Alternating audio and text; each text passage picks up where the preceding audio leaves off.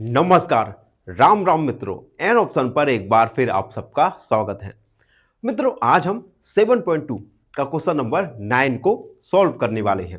Question 9, find the amount to be paid at the end of 3 years in each case. हमें दो cases दिए गए हैं। इन दोनों केसेस में हमें 3 साल बाद कितना अमाउंट पेड करना है उसे फाइंड करना है। पहला केस देखो, जिसमें प्रिंसिपल रुपीस 1200 दिया गया है और रेट ऑफ इंटरेस्ट दिया गया है 12% पर एनम।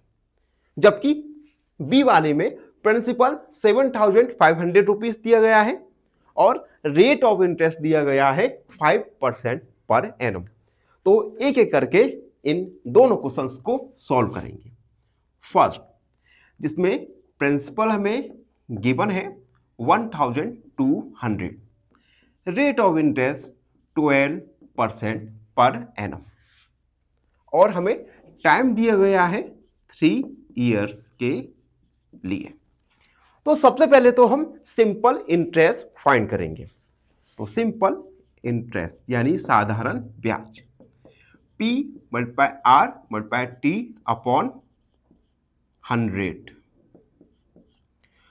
प्रिंसिपल 1200, R का वैल्यू है 12, T का वैल्यू है 3 अपॉन 100। 0 से 0 कट गया, यानी 12 मल्टीप्लाई 12 मल्टीप्लाई 3, 12 मल्टीप्लाई 12 यानी 144 मल्टीप्लाई 3, 3 4 जा 12, 1 कैरी, 3 4 जा 12 और 1 13, 1 कैरी, 3 बन जा 3 और 1 4, यानी सिंपल इंटरेस्ट हमारा आ गया 432 रुपीस। यानी हमें ब्याज हमें 432 रुपए देना पड़ेगा। तो ब्याज के बाद टोटल हमें अमाउंट कितना वापस करना होगा, तो हम लिखेंगे amount equal principal plus simple interest. Principal है हमारा 1200 प्लस 432, तो ये आ जाएगा हमारा 32, 4 और 2 6 1, यानी अमाउंट हमारा निकल के आएगा 1632। यानी 3 साल बाद हमें 1632 रुपए वापस करने होंगे।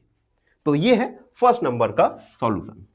अब बी देखो, जिसमें प्रिंसिपल हमें 7500 रुपीस दिया गया है, रेट ऑफ इंटरेस्ट 5% और टाइम 3 years।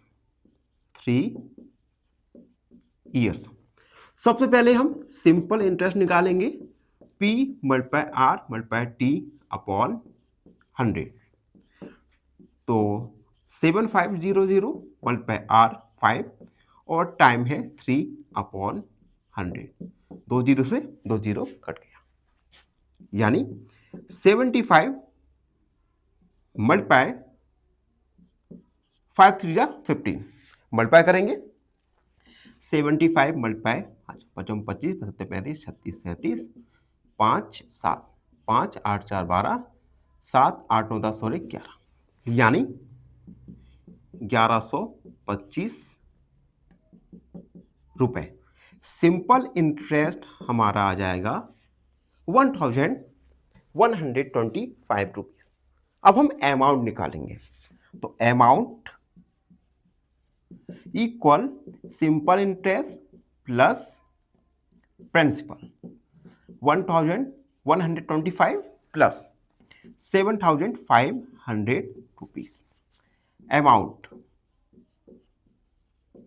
ऐड कर देंगे, तो देखो 2 5 5 और 1 6 7 और 1 8, यानी 8625, यानी 3 साल बाद उसे 8625 रुपए वापस करने होंगे। तो इन दोनों ही केस में हमने अमाउंट को फाइंड किया। आई होप आपको ये क्वेश्चन अच्छे से समझ आ गया होगा। फिर भी कोई डाउट रह जाता है तो उसे कमेंट सेक्शन में लिख दीजिए, हमसे जुड़िए और प्लीज़ एन ऑप्शन को सब्सक्राइब कीजिएगा। धन्यवाद, हमेशा प्रसन्न रहें। फाइनली एक क्वेश्चन पूछूंगा आपसे। क्वेश्चन है 12/3 minus 5/6 is equal to option A 5/6, option B 7/6 या ऑप्शन सी 1/2। इस क्वेश्चन का आंसर कमेंट सेक्शन में जरूर लिखिए। बने रहिए हमारे साथ एन ऑप्शन पर। धन्यवाद।